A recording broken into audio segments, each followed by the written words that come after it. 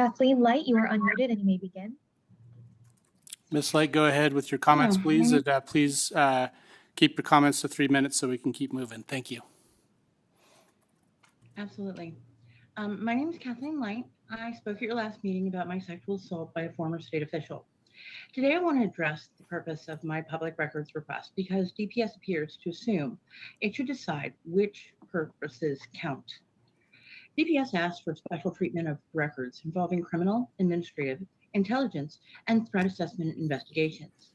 It asks for more fees, longer timelines, and a process for requests it considers extraordinarily burdensome.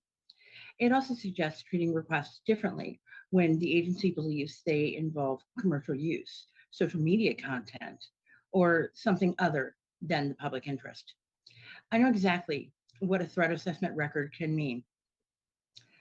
I was placed under a counterterrorism investigation for alleged quote unquote indirect threats after saying I intended to attend campaign events. I was not planning violence. I was engaging in political discourse. When the government can classify political speech as threat, then conceal the records explaining how and why it did so, public records access is not a burden. It is the only meaningful check on government power. My records requests were not commercial. My purpose is not entertainment. My purpose is to understand why intimate partner sexual assault remains practically invisible to the systems supposedly designed to address it. CDC data shows that 1 in 5 women experience sexual assault by an intimate partner. These cases are misunderstood because the perpetrator remains embedded in the victim's life. The victim may stay, return, or struggle to disengage. The law formally recognizes that intimacy is not permanent consent, but institutions continue treating the relationship itself as evidence against the victim. The laws regarding intimate partner sexual assault were written for women like me. They say a relationship is not consent. They say love is not consent. They say no still means no. The problem is not the law on paper.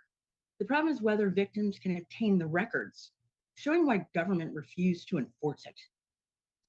DPS should not be allowed to define accountability as a burden, then decide that the person seeking it does not serve the public interest.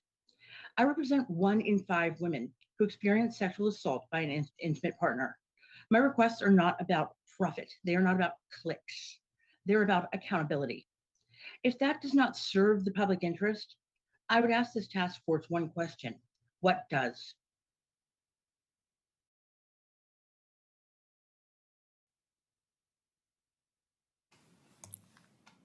Thank you, Ms. Light.